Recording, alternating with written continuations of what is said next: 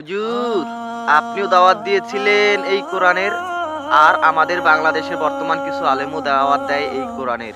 কিন্তু আপনার মতো সাহসী এবং কিংবদন্তি আলেম আর আমাদের চোখে পড়ল না। সম্বর্ধনা পাওয়ার মতো কিছুই করি নাই।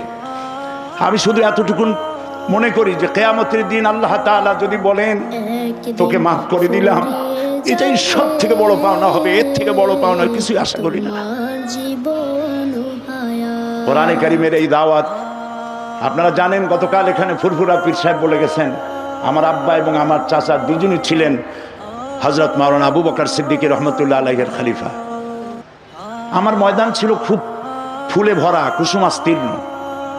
সেই কুসুমাস্তীর্ণ পথ থেকে উত্তপ্ত মরুভূমির উপরে, বালুর উপরে জেল জরিমানার ঝুঁকি নিয়ে এই রাস্তায় আসার তৌফিক দিয়েছেন আল্লাহ রাব্বুল আলামিন তাফহিমুল কোরআনের কারণে। আজকে বলতে আমার দ্বিধা নাই, কোরআনের তাফসীর করতে গিয়ে আমার কোনো কৃতিত্ব নাই।